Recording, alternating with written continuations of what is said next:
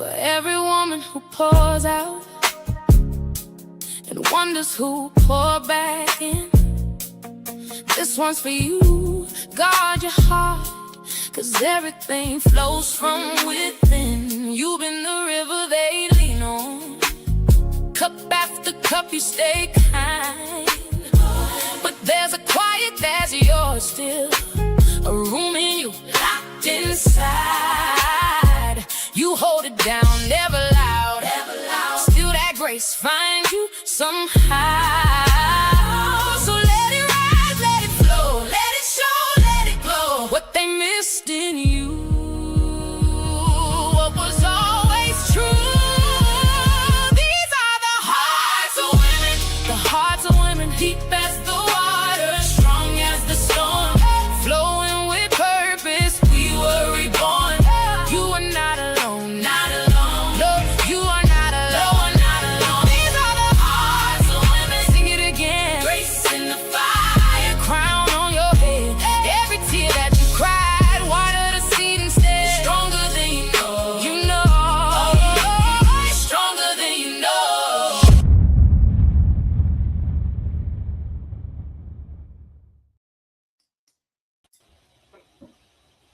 Good morning. Good morning. Good morning. Good morning, and welcome to this month's Hearts of Women. How's everyone doing? Well, doing really Good, well. thank you. Likewise, thank you. How are you doing? I am doing good. I'm excited about this conversation. I really am. I had to prepare myself, in the morning, getting ready and you prepping and preparing yourself and praying and asking God for a good show. So I'm excited about what we're going to be doing here today. And I want to make sure that we acknowledge everyone here that's in the chat who is coming to participate in this live, because we have, as we always say in our community, one of the livest chats and faithful chats on YouTube, I'm going to say.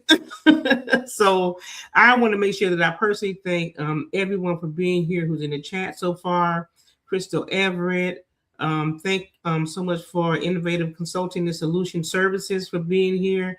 Dr. Dwayne Dwyer for being here. Look, he got 3 names: a mindset coach. I don't know what Nick did. She gave him like 4 different titles. But Ms. Robin Brower for being here. Thank you guys for being here. We appreciate you for coming in. And we're going to need you as we start, because we want your audience participation is so important to these conversations that we're going to be having, because we want you to join in and in this conversation as well. So we're going to make sure that we include you, and we're going to have some questions for you. So be ready. And then we're going to share some of your responses, because I think it's so important that we be interactive in this, because we are coming together so we can learn and grow and be better versions of ourselves each and every day. So thank you guys so much for coming in. And so I want to ask everyone just to welcome and introduce yourself to the audience. If you don't mind, we can start with Maya. We'll go with Miss Adrian, and then Michelle Ray.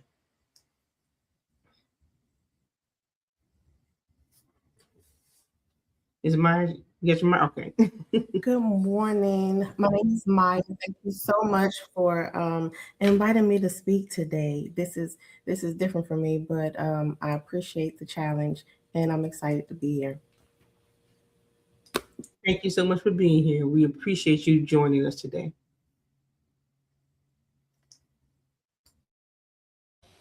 Good morning. I'm Adrienne Walthauer, and I am so honored to be amongst women of God to talk about our topic for today and get some insight on, how we used to think and now how we are thinking going forward as we are growing in Christ. Good morning. My name is Michelle Ray. I'm grateful to be here this morning. I'm excited about what our community is doing with both men and women collaboratively. I'm just excited, and I'm grateful for this platform, being able to have these conversations. Thank you, ladies. Thank you. I'm Lisa Keys. I'm your host, also known as the Voice of Reason, and I am so excited about this conversation because it is something that I believe that many of us, not maybe a lot of us. I'm not going to say all of us have had this reflection and this thought. So we're going to go ahead and get started. And if you don't mind, I'm going to just go ahead and do a brief intro so you can get an idea of what we're going to be talking about today. Okay. So I always I want to always do the intro by asking you a question, right? To see if this is something that would that you've thought about, or maybe a friend or family has asked this question to you as well, right? So have you ever looked back at your life and quietly asked yourself, where did the years go? Not because you were lazy, not because you stopped believing, or just life just began to move way too fast. Days became years and years became 15 years. And one morning you wake up and you think, should I be further along than this now? Is it too late for me? Do my dreams even come to pass? Or if you've ever thought, I want to know, um, I want to know why, and I think that's so important because a lot of times we ask ourselves why. So you're not alone in these thoughts, but you're not behind either. So I think that's so important. You can go ahead and take me off of the big screen if you don't mind. And so as we get started, I want to ask the very first question. You do not mind bringing up the first question. And the first question is going to be, when did you first notice, if you noticed, yourself measuring your life against a timeline that you never actually agreed to?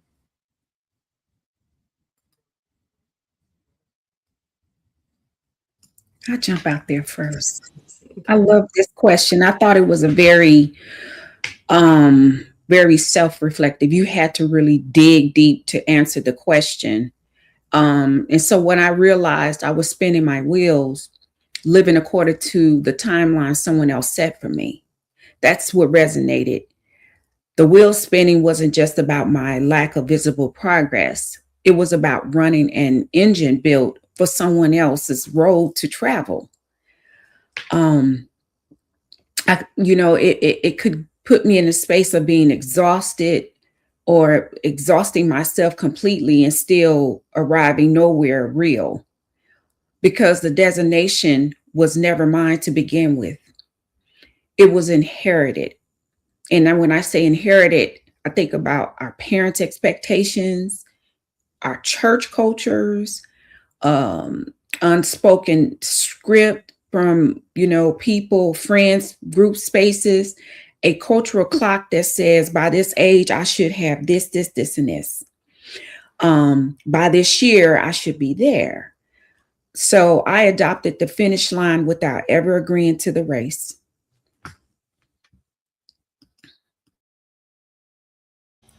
That is so good. I love that, Michelle, because I had a similar thought too. For me, it was it was almost like a checklist and timeline. And I think back to church culture, like you mentioned, how once you graduated from high school, everybody was just kind of in that space where the only question they wanted to know was, did you have a boyfriend? Or are you thinking about getting married? Or when are you going to start your family? And so this invisible clock that your community sometimes will put on you, it starts ticking real, real loud, right?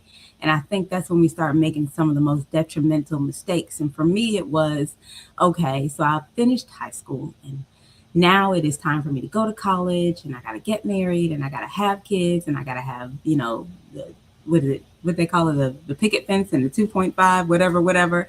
And all these things on this checklist. And because, especially when you're that age, that 18 to 22 years of age, you're kind of not necessarily just impressionable, but you're running off of what society thinks, right? Because we're not really turning ourselves to look at what it is that he has planned for us.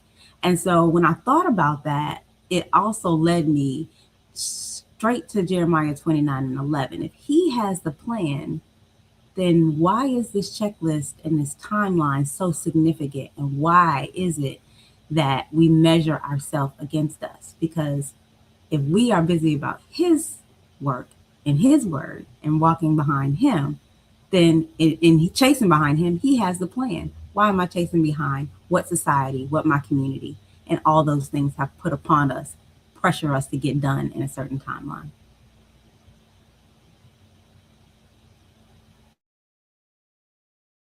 Let me ask you a question because you said a lot, right? So you said what society has placed on us, right? And the checklist that you mentioned that all of us have. So where did those come from? I do think that a lot of it comes from your environment. I think a Mhm. lot of it comes from your community. I think a lot of it comes from society in general. I think it puts a undue pressure on women that we only are valued, right, until we reach these milestones in life. Children, being a wife, having a homeowner, being able to be a stay-at-home mom. All these, having all these name brand and expensive things make us what society deems as successful, right? But that's what the world is putting pressure on us. It has absolutely nothing to do with what it is that the creator wants us to do. And he's made every one of us in his image, but uniquely in his image. And so why would we not have a unique assignment in this life? But I do believe that it does come from society, our environments as a whole. Okay, so when you say environments, can you pinpoint the environment you're referring to? So for me, to make it personal, it was my church environment, Okay. right? Because once you get out of high school, it's like, what else? And if you're not going away to college, like some girls went away for nursing and medical and all these things. Some of the ladies went to the military. But for those who went to community college, or you went away but you didn't go too far away where you could still come home on the weekend, you had those added pressures from the mature women mostly, right? What are you doing with your life? It's almost as if, now what? And they needed to understand what it was that you were doing. And I guess hindsight being 2020, I think that they thought they were doing a good thing by keeping you focused on what it is that society deems as successful milestones for women. But for me, it was that you couldn't fellowship without someone asking, so again, you have a boyfriend. And if you did, or have you guys talked about marriage? What does he do? Is he ready to have a family? Have you talked about those things? And it becomes to be a bombardment of those type of questions from, at least for me, from my church family. My family just want to be happy, right? But those became the pressuring conversations, the pressuring questions. Okay. Okay. I'm sure a lot of people can relate with that, and that aspect. I was thinking foundationally, like our main influences, like our parents, our aunties, cousins, and things of that nature. So that's why I asked the additional question. All right, Miss Maya. So I never did things the conventional way. So that didn't bother me. I didn't measure myself against anybody's timeline, but I did catch the double-sided comments. I've always wanted a bunch of kids. And talking about that growing up, it was like, oh, you have all your life. Don't worry about it. You can wait. But then after you get to a certain age, those same comments turn into, you don't have kids yet? No, no, no, ma'am. No, sir, I don't. So it's like everybody wants to tell you where you're supposed to be and not even have the conversation of what you want out of life.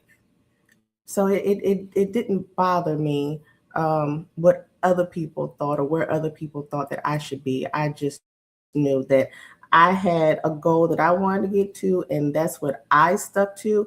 And if that goal wasn't reached during a certain time period, it was okay because I still had time because I'm still alive to make it happen.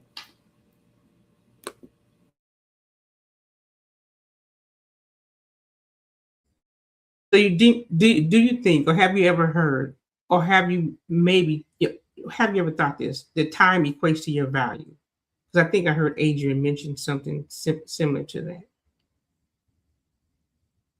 Or I'm going to say, because I don't want to use time, because we already know time does not belong to us.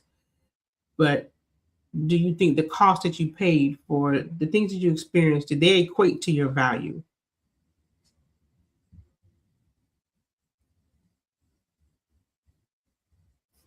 Anyone can answer No, that. I never looked at it like that. To to be honest, I looked at it like everybody else had the problem trying to put that stuff on me. Okay. My answer might be a little different. I did for a very long time, probably up until about 5 years ago, where I kind of got comfortable with my life, right?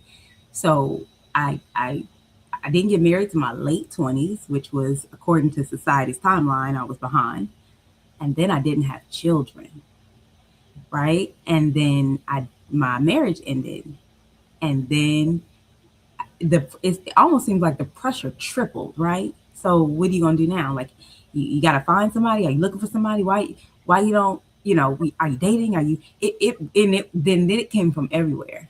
So how you mentioned it before, Lisa, about family and aunties and all of that, it came from everywhere except for my immediate family, my mom, my sisters. I never got that pressure from them, but going to family functions, the Christmas dinners and all of that stuff, every cousin, every aunt, every uncle was kind of like, I know this is like a backward compliment now, but they'd be like, "You're so pretty. Why can't you find somebody? Why can't you find some? You don't want to have?" And it's like, am I getting like, can I just live? Like, do I look sad? Am I just happy? Like, I just want to be here. Like, I love y'all, all the things. So, and I still get that, but I am so focused on what it is that he would have for me to do. Now it's just noise. But to this day, I still get that pressure being 46, not having kids, and then if you don't have what society standard is, then they impose a whole life on you don't know nothing about. Okay. Right? They give you the, you outside, or you this type of woman. They assign you all these extra things that don't even that are not, they're not even true. So it does. It becomes much more of a pressure cooker. But I had to understand that I'm exactly where the Most High would have me right now. And as long as I keep my eye focused on Him, His plan is going to come to fruition. And it has absolutely nothing to do with outside voices and influences. Now I laugh, but it took me a while to kind of get comfortable in those environments, in those questions, and having answers for them. And I don't know if anybody else has ever felt like that, but even now I still get it. Like, I wish you would have had children. Like, oh, I'm glad you wish, but I'm glad I stuck to His plan. So I know we have an audience question, so I did want to put the audience question up, because I think it's important that we do ask these questions as well. So, what is something someone said to you that labels you as you're behind, even if they meant it kindly? Even if they mean it kindly. So you can answer that question. You don't have to put it in the chat, but if you want to share, that is great. It's just something for us to consider and to think about, right? And then don't hold ourselves to, that thought, because we can always hear these undercurrents of comments, and so we have to be mindful not to own them as our own. That is someone else giving them to us. Because one of the things that I thought about as we begin to have this conversation, that in Ecclesiastes 3:11 says He has made everything beautiful in His time, not our time, in His time. And He said everything, all things beautiful in His time. And so that's one of the things that helped me to be mindful as I was reading through that. There's so many things that came to mind when I think about even eternity. And I'll talk to Coach about this because I want to mention it in a Bible study. Some of the things that came to mind as I began to prepare for this discussion, because it was so much that God is beginning to teach us that we have to be mindful of. And I heard him say so much about the voices or society. So to me, that always goes back to identity. And like you said, whose voice are we listening to? Do we know who we are? Why are we listening to these voices? Why? I think for me, it's also an eternal battle that we're having with ourselves that we haven't quite came to terms with, right? That some of it is self-infliction, right? Because we are focusing on society. We are focusing on what someone else says. We are comparing ourselves to other people. So some of it is internal conflict that we are causing ourselves. And who said that? Uncle Joe, ain't nobody trying to hear that. Okay, so if there's any okay, it says let me go ahead and read this. I got to make my screen bigger. They have told my wife that she needs to have children. She's 33 and does not want any. Girl, you better hurry up and have some kids, is what we have heard before. So ain't nobody trying to hear that. So those outside pressures do, they're there, and we have this perceived timeline when God says everything is done in his time, not our time, but we still have to be mindful of the seasons. If you think about God, because God is so structured, right? And you can see every year, like the summer is getting ready to end, and then fall is going to come, and then winter is going to come. And this happens every year. So there is a pattern that God wants us to observe in his timeline. And everything in his timeline is beautiful. That's what he said. So those are some of my thoughts as I think about this first question. Let me see if there's any more questions in the thought. Okay. If you put up, I'm sorry. I thought about Galatians 1:10. I also had the same scripture you had, but Galatians 1:10 said, if we're still trying to please man, I would not be a servant of Christ. And so that just resonates with me because there's no way I can please man. That's not what my purpose is to please man. I can't even please God. Mm-hmm. So yeah, I just thought about Galatians 1:10. Okay, so I wanted to also add, excuse me, Michelle, I think that's good as well. Before I put up Dwayne, the mindset coach's comment, I want to put it up, but I think that's good as well. That we we allow other people to put things on us, and like you said, if we are following after some of the things that we know that are not lined up with God's will, and man is saying it to us, and then we're adopting it, that's something work that we have to do as well, right? Because we're taking on what they are suggesting to us. So as a man, why my voice got like this? As a man, it's not what was said to me that made me feel behind. It was the pressures that I put on myself for not being where I felt I should be by a certain time in my life. I can say that is 100%, my thought. I can say it's 100. And then I can say this as well, ladies. What he says, that reminds me of bless your heart comment. Okay, I'm sorry. He's talking Uncle Jim. Okay, so so this reminds me, I'm gonna tell you what I did. I think, and I'm going to show you the contrast and the difference, right? I think for society's measures, I met the requirements. I got married early, I had children, and all those things. That's what society said, right? And it still wasn't the best outcome for me. I'm thankful for all the experiences I had. I'm thankful for my children, but I can't say doing it the way society said to do it was the best outcome. I know it wasn't, because I'm getting my instructions from based on what was example before me in my home life, and then what I think I should have met, the goals I should have met. It still wasn't the best outcome. And I'm not saying that to say that I'm regretful. I'm thankful, but I think that when we all consider the different aspects from our life, when we can go back and we can look over our life, we can see that no matter what we decided, what role we took, what society advised, what our family advised, it still may not have been the outcome you were expecting. I'll say that. So I think I like that transparency, Sister Lisa, simply because we didn't even understand that there was a blueprint for us to follow. God doesn't tell us to get married, right?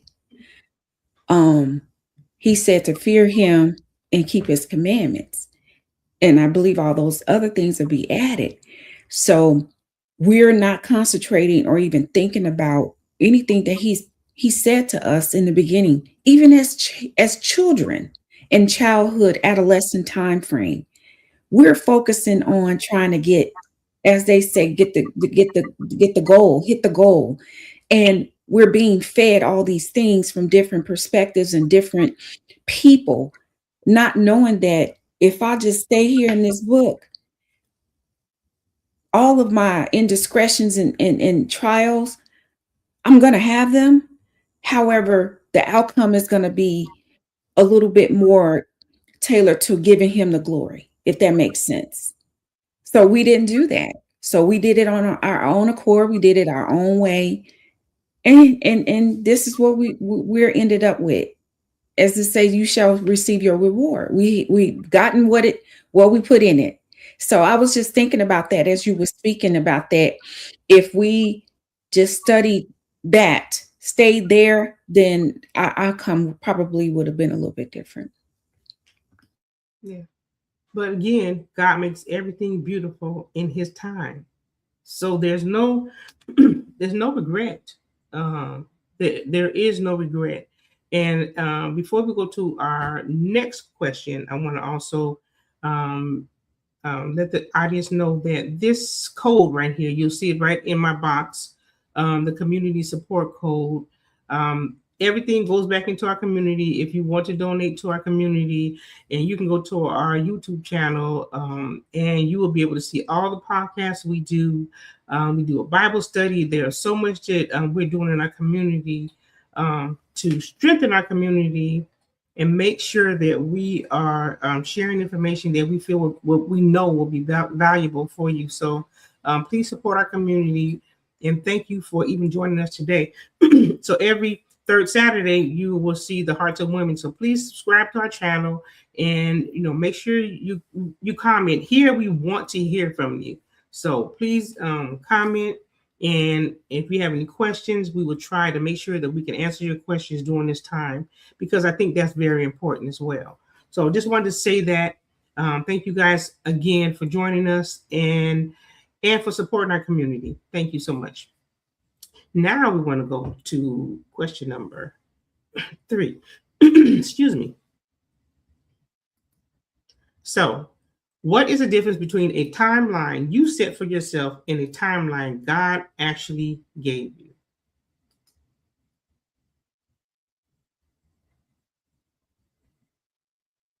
And the difference is it's going to go his way anyway, right?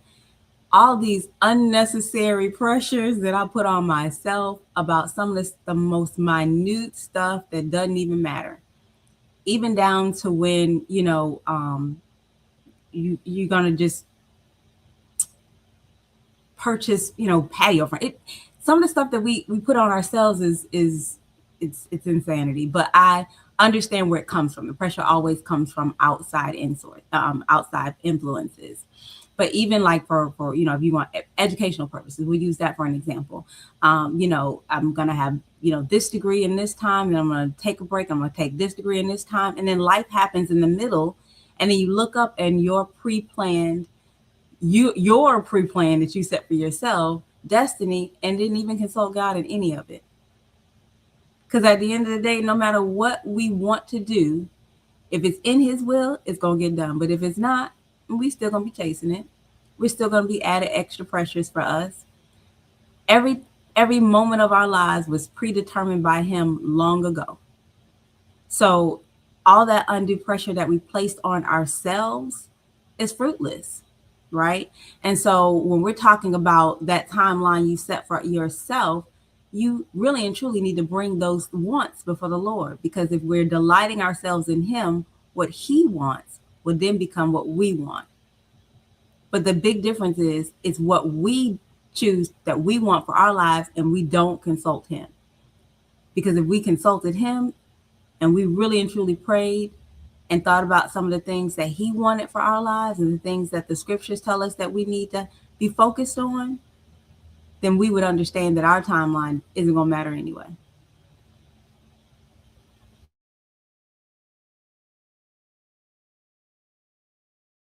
I like that. I like what you said, Sister Adrian, and I wanted to read Habakkuk 2 and 3. For the vision awaits its appointed time, it will surely come. It will not delay. So the difference I see is that a self-set timeline is built from comparison, fear, control, my inability to really gather what it is that I'm doing. And it's about me keeping that pace with others. And it's also about me avoiding shame while I'm doing it. Where in God's timeline, it is revealed through obedience, His peace, and a process, not through pressure, right? Because the scriptures say He doesn't put up more on us than we can bear. So it's going to be done in His time frame, the way that He wants it done. And like you said, it doesn't matter when you go back to it, it's going to bring us back to Him anyway. So whereas one is anxious, as I think about it, one is going to be anxious and the other one is going to demand us to be hurry, hurry, hurry, hurry. And the other one is going to be patient and it's going to produce some growth. He's going to stretch and pull us while we're doing it. Because remember, it's in His time. So there's going to be some lessons being taught throughout that. And then growth, I can't rush it. He's going to grow me in His time and season. And we kind of mentioned that earlier. So that's what I thought about the difference between Him and myself.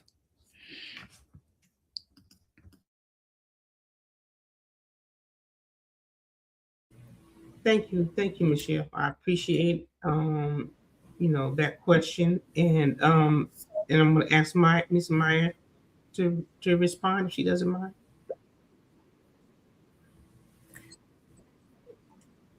So the difference between the timeline that I set for myself and the timeline that God actually gave me is protection. I had all of these things that I wanted to do, and life just kept getting in the way and things kept shifting.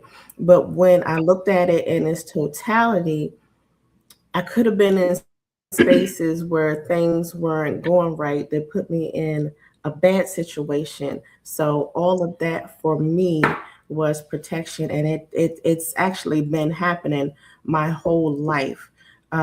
Different things happening with peers and me having to do something else, being pulled away from that, and then coming to find out that turned out to be a bad situation. But I was supposed to be there. Joining the military, that wasn't in my plans. I told her it was crazy because I was working in the mayor's office at home, and the police would come and drop off checks on Fridays and pick up or drop off time cards and pick up checks. So every other Friday. So one Tuesday, an officer came in and was like, "Can I speak to you? You know, it doesn't look nice you being in our office on the weekends and in this office during the week. You ever thought about joining the military?" Absolutely not. But my mom made me go talk to the recruiter, and she told me all the bad things first, and then she told me that different aspects of different jobs, and they had real lives, and it was just a job. So I'm like, okay, I'll try it out. And 21 years later, it was like, man, that went by fast. But all the stuff that happened to the people that I was hanging around with at the time, it wasn't meant for me to be there. So for me, it's definitely protection. And the challenge is control, because there's things that I want to do. But thank you for that, Michelle. The control aspect of it is really, I don't have control, and I have to yield to what he has for me and be comfortable with that. Because in the long run, it ends up being a good thing, and I'm thankful for it.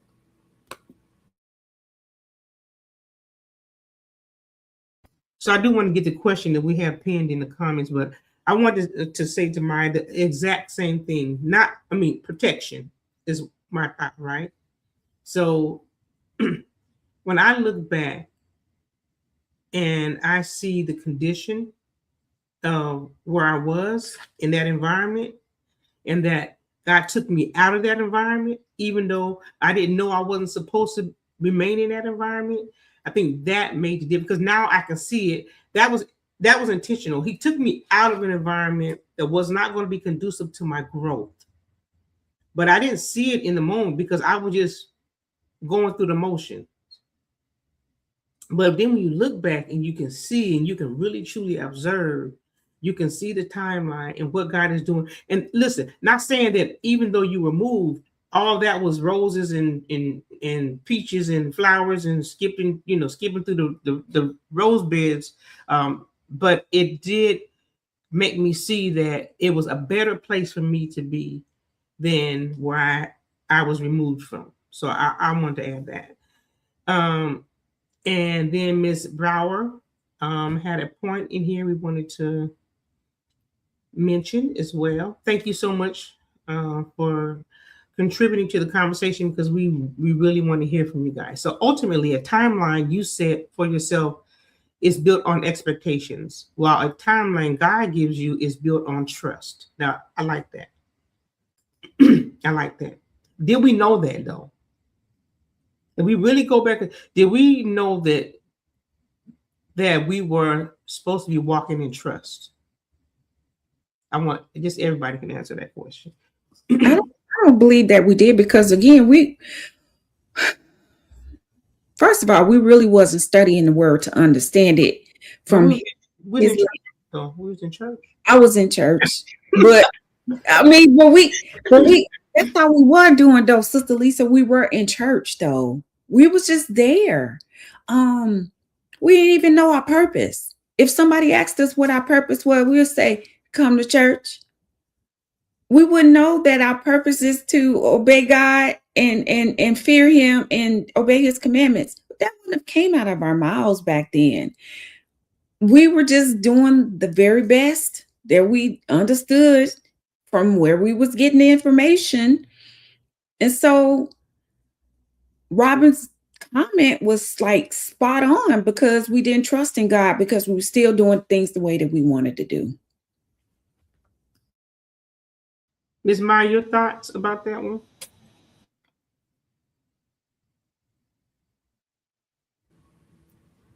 A friend of mine said one time about someone else, she goes to church, she's not in church.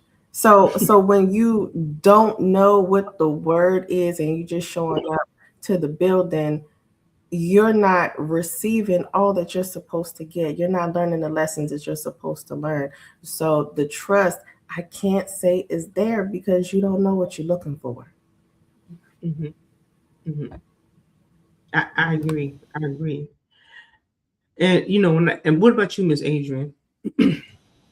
I would say, going back to the checklist thing, Sunday morning I got up, got dressed, I was cute, I showed up, You know, I clapped, I was sang in the choir, I talked to my friends, and I got back in my car, and that went the rest of my Sunday, right? So it became to be that checklist, right? And so I love that saying, Maya. I think I'm gonna take that one from me. Going to church, right? Because I went, check, right? But understanding what the purpose of what being in community in a church is supposed to be. And I sadly to say a lot of us don't really experience what the purpose is, let alone what our purpose is. You know, we're kind of taught, not necessarily said, that you be a good person and you believe in God and you confess Jesus, then everything will work out. Mhm. Well, it's a little more than that, because we got to understand that He has more for us to do. There's more that we need to understand about Him so that we can align ourselves with Him, right?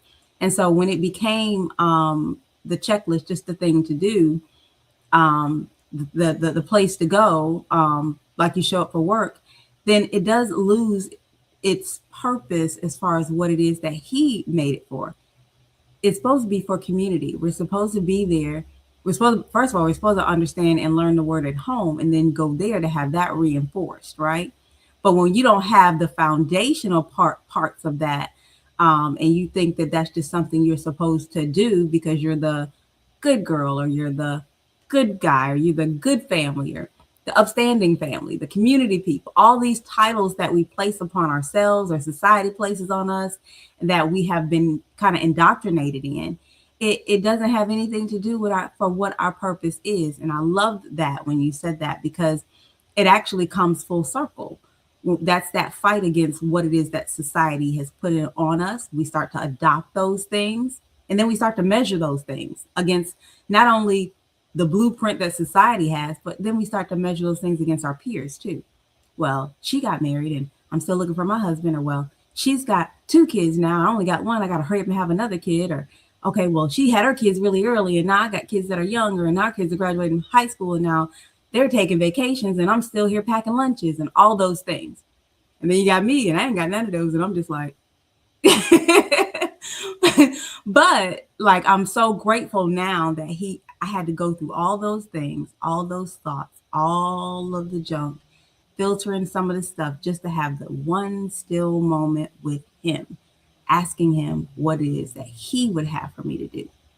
And so just having that question at the forefront of my mind, understanding that the focus is on Him, what is it that He would have for my life, it quiets the noise.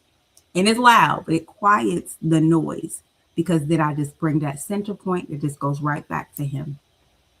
So let Him talk, let Him put all the pressures on you. You know, I'm kind of used to it now. Matter of fact, if somebody doesn't even ask me now, I'm like, am I in the right place?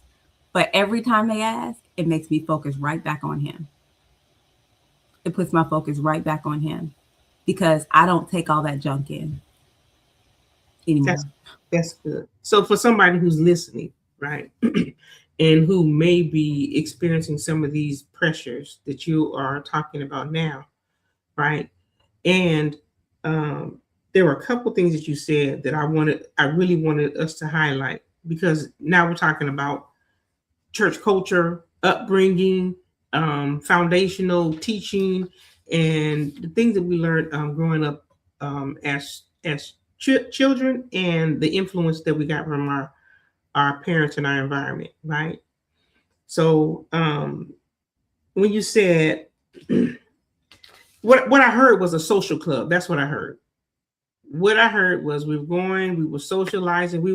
The word of God says, "Come not to forsake the assembling ourselves together," right? But there's so much that was left off in that assembly, right? We're supposed to be coming together to hear the word, that it be reinforced. And when you said it's supposed to be taught at home, and then it's supposed to be reinforced when we go into that environment. So I would like each of us to answer this question, right?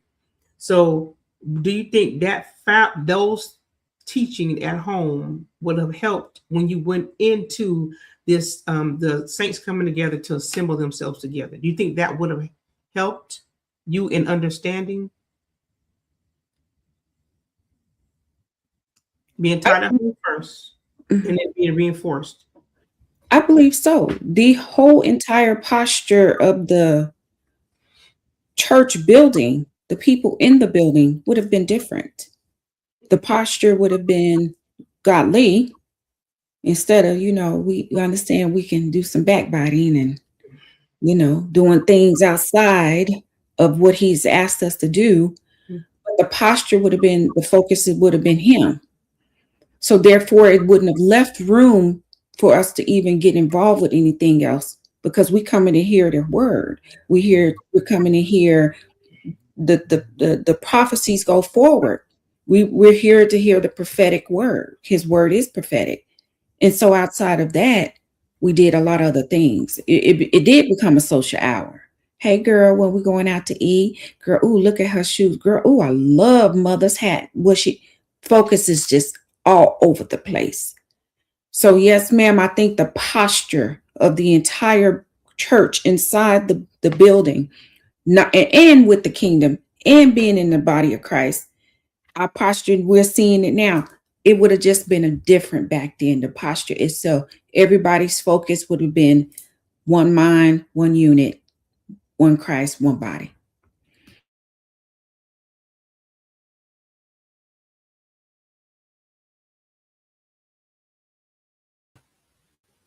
So I was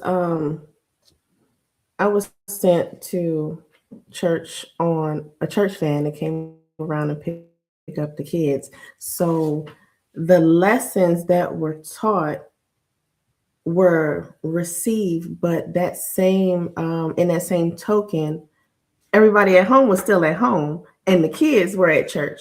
So it wasn't necessarily reinforced in the home. So a lot of that was like, okay, I'm getting this on Sunday, but that's only one day a week. And every other day, it's just like, I'm doing me. So I feel like if it was more focused on everybody doing it together as a whole, things could have turned out a lot different.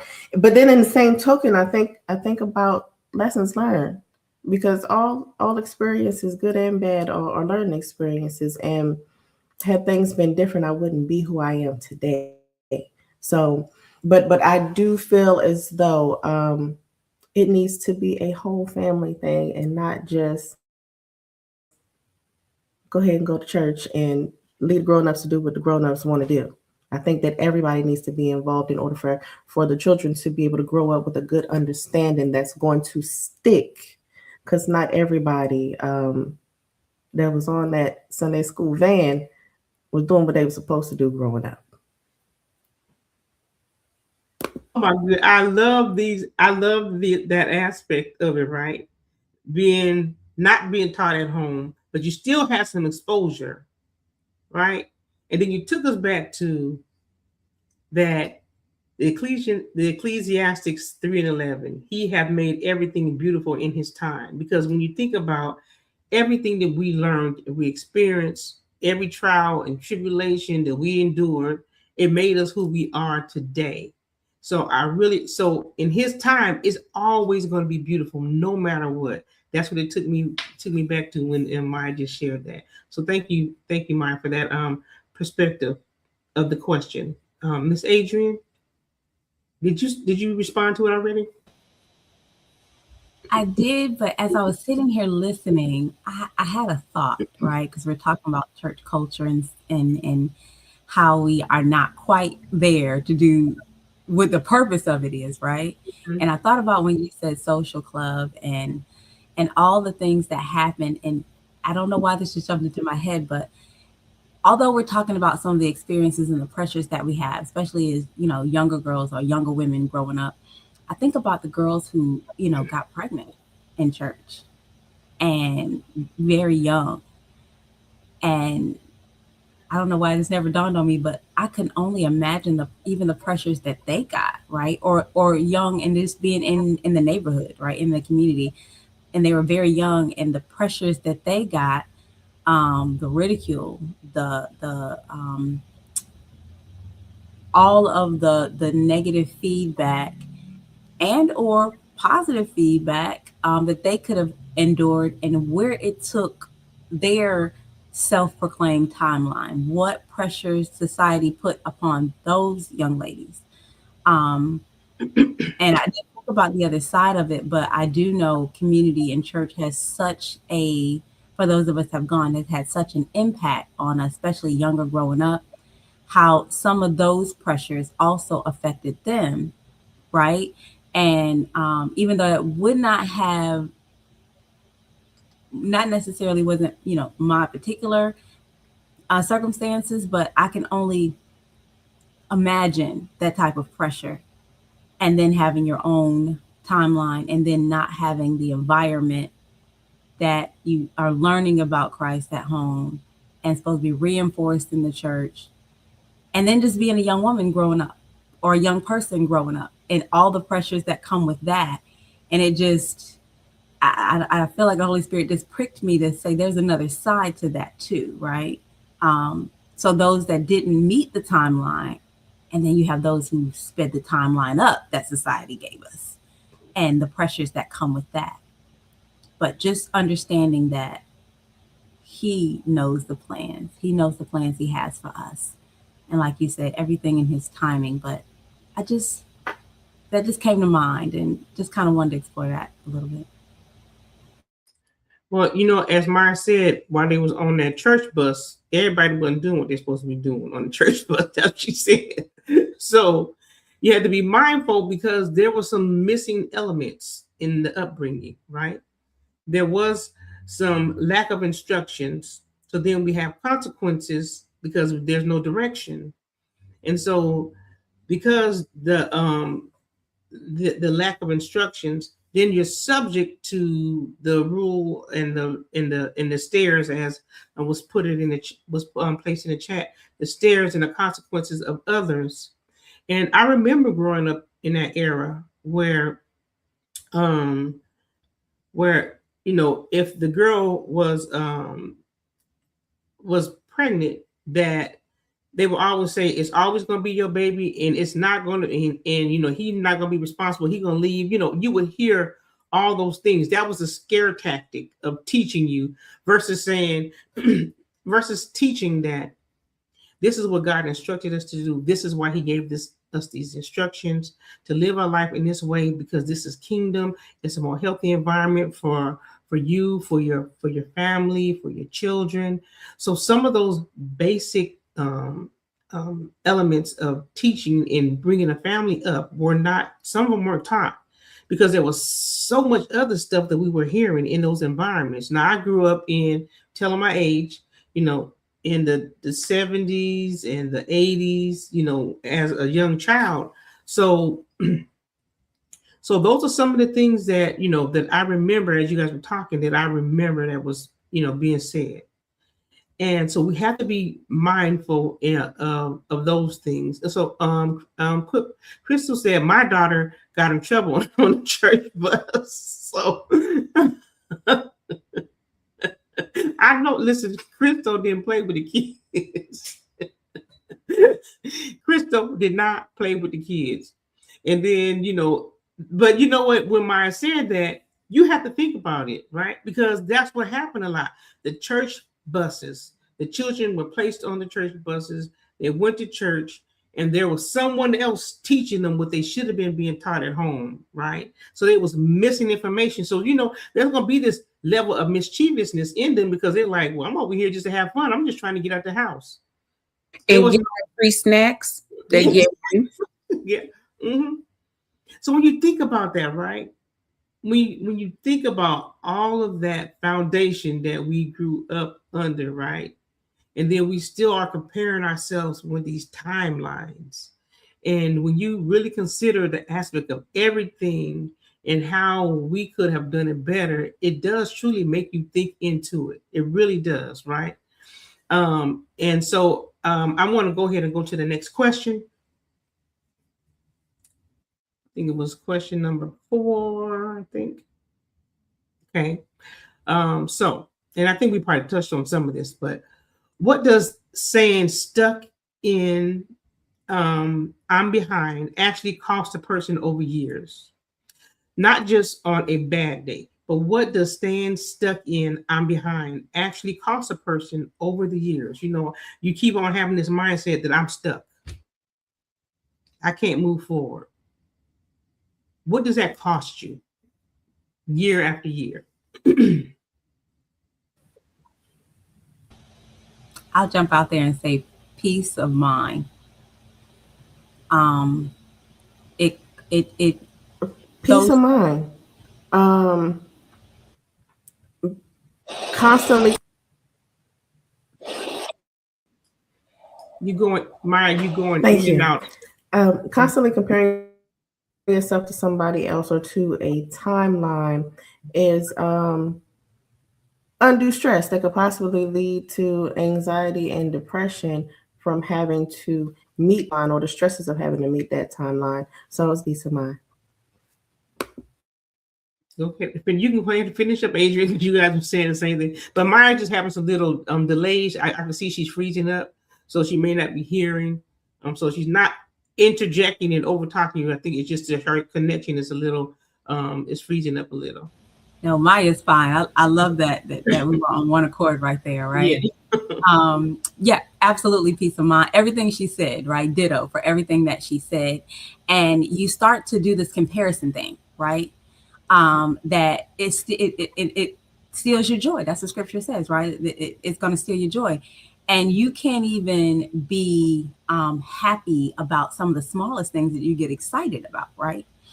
For me, one of the things that kind of helped shift my thinking when it came to where I was in my life and why I wasn't remarried and all the things, right, is I started to garden because I know in Bible study we talk a lot about the harvest, right? We talk about the weeding, the cultivating the earth, the planting, all those things. So I started to really get into what started with my flowers, and now I'm doing like a vegetable garden. I got like a little raised garden bed, and you talk about something that makes you be patient, right? And really and truly, like the act of gardening really makes you think about how it is that we're supposed to be in our minds and in our hearts and how we are to be clearing out the weeds. And you got to make sure you all got good soil, and you've got to make sure you're tilling it, and you got to make sure that you fertilizing it. And it really brought that full circle, right, for me, as far as what it looks like waiting on the Most High. Because just as those plants are going to grow or not going to grow or going to be huge or going to be small, all of that is in his timing, right? So we can plant the same thing, and if I don't get as much sun in my backyard as you, I might get little bitty vegetables, you might get great big old vegetables, but he is the one that is doing the growing, right? We can do all the cultivating of the earth, we can plant the seed, but we have to wait for him to grow those things. That's good. That's good. Sister Adrian is all in my notes for TikTok tomorrow. Stem elongation. I love that you said that. That's just confirmation. The question that what does staying stuck in my mind actually cost? It costs joy again. It costs the joy in the present time. And it's traded for anxiety about the future. That's what it seems like. That's what you see. And we all know that if we're believers, anxiety doesn't even rest in our it doesn't shouldn't resonate with us. It also like corrodes the contentment part of me as a person rather than being joyful again. And it also breeds, here we go, comparison in relationships. It also leads to rush decisions made from fear rather than conviction. And also it gives us a sense of we need to we need to enter into a relationship too soon. We need to take this job because I need this money. You take a job that just probably doesn't align with who you really and truly are as a person. And you panic about it. And also friendships are strained by competitiveness. I remember and experienced that when I was in the military. Just women wanted to compete all the time. And I'm like, you do see this man right here, right? Why are you competing against me, sis? You know? So experiencing that, and then, plainly over the years, it can harden into an identity built on lack instead of on who God says I am. So this is where my focus is going. This is where my focus is. And this is where my identity lies. And that's not what he says. So that's the gist of it right there. There's so many things that you just self-induce on yourself. When you think about it, just trust in God and move forward. Okay, I wanted to answer this question. Well, thank you, ladies, for everything you said. I know Adrian said something. They in the chats like, what did she say? So, so it's a blessing. But this is my thoughts when I thought about this question. Right, I thought about when you are so focused on yourself, right, versus the people who your family, maybe you have a wife or you have a husband and children and your friends, and when your focus is stuck there, you're limiting and you're taking away and almost robbing people of being in relationship with you because you're stuck on focus about yourself, right? I'm stuck, I'm behind. And then I think those are the times right there when you're constantly in this cycle of I'm stuck.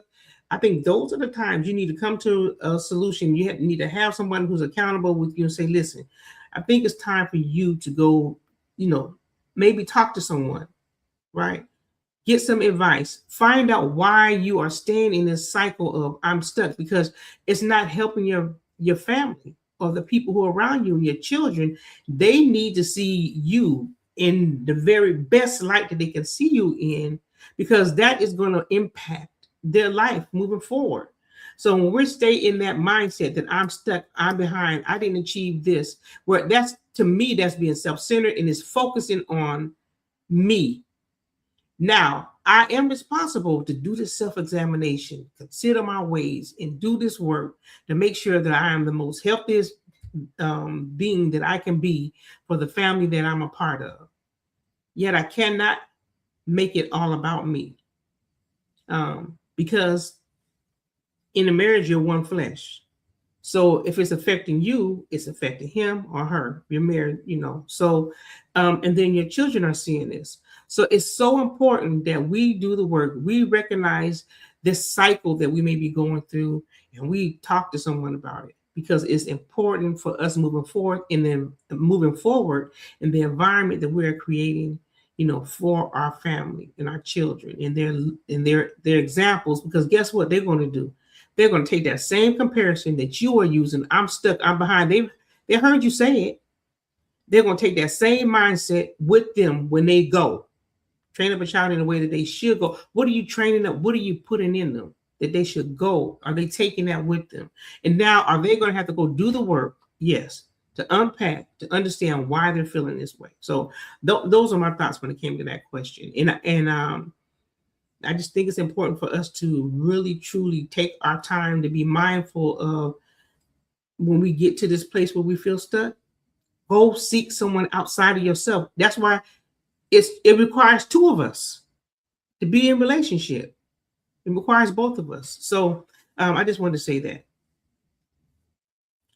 And we're going to go. I think this is going to be we're on our last question. I think it's question number 5. Yeah. So, what would it take for you to say the quiet part out loud to someone this week? What would it take?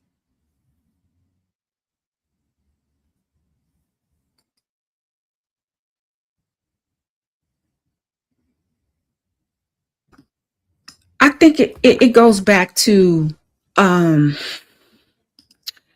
decision that I made, or need to make. Mm-hmm. Stop trying to manage that feeling alone. That means that me texting or calling one person and naming it plainly. I've been, comparing my life to a timeline and swearing down on me, confessing like this loss is power the moment I speak it into, an environment. This is what I need to stop doing, is the out loudness.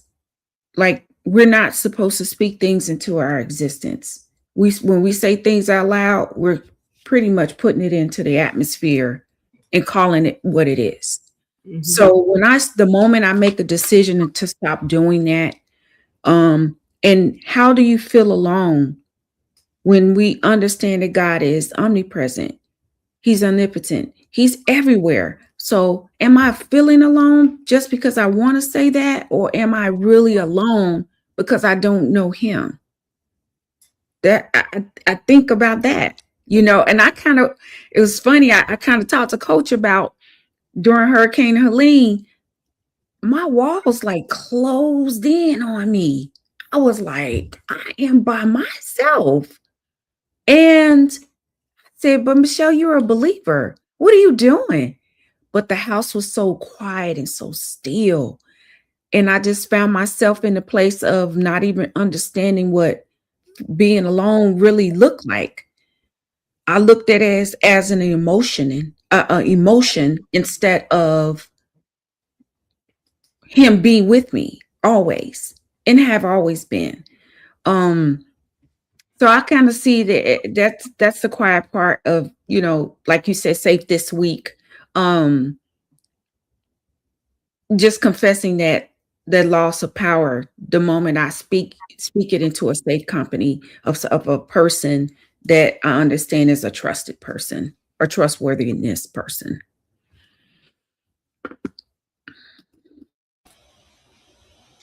For me, I would say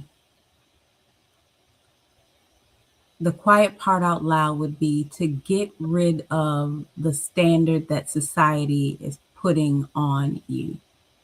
There is no such thing. There is no blueprint. There is no timeline. There is no, you cannot fall behind because he designed it anyway. Appreciate those moments of solitude. Take those moments to talk to God out loud, especially if you live alone. Can't nobody call you, Lulu, because you talking out loud to God. It's just you and him in it anyway. You're not alone. He is always there. He is ever present. Take those moments to focus on him, getting to know him. Take advantage of those times that you can go for a walk and talk to him. Go be in the house and put on some inspirational music. Take that time to fill it with his spirit. Fill it with all the good things that he has for you. And it will eventually take those societal pressures, those anxieties that can turn into depression because you're trying to keep up with this imaginary timeline. It will take those moments and it will allow you to see the joy in your own life. It may not look like your neighbors, but it's not supposed to be. He designed us uniquely. And in those moments that you have an opportunity where you even may see something you may want, the relationship, the marriage, the children, the whole thing, thank God for where you are because he is still developing you. That may be that time that he is cultivating the ground. And the last thing I would say is impulsive decisions regarding your life can be costly. And that cost can weigh heavily on you mentally, spiritually, and may get you off your path. So don't make impulsive decisions when it comes to your life. Wait on him. Look for him in every situation. And it will help you walk closer, not just with him, but with the plan he has for you.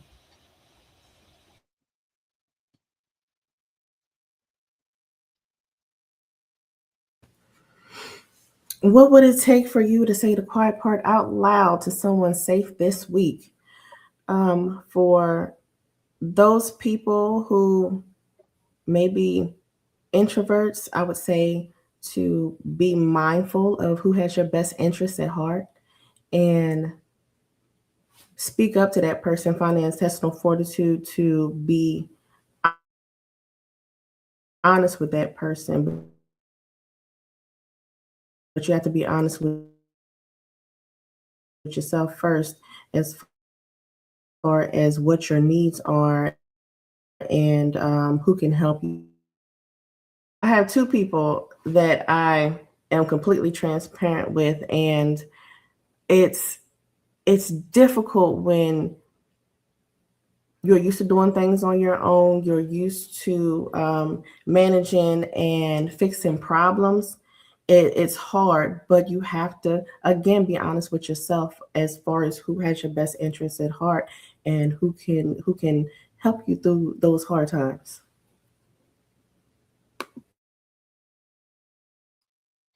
I wholeheartedly agree. And I thank you guys, each of you guys, for your contribution, for your thoughts, and such good advice that you guys have shared with us and with the everyone in the chat.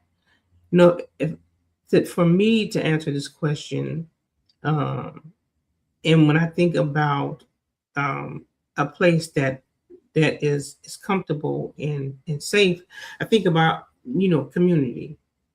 And sometimes you don't want to be vulnerable because you think that people are going to judge you for your vulnerability, and that is also a scare tactic because we need each other, right?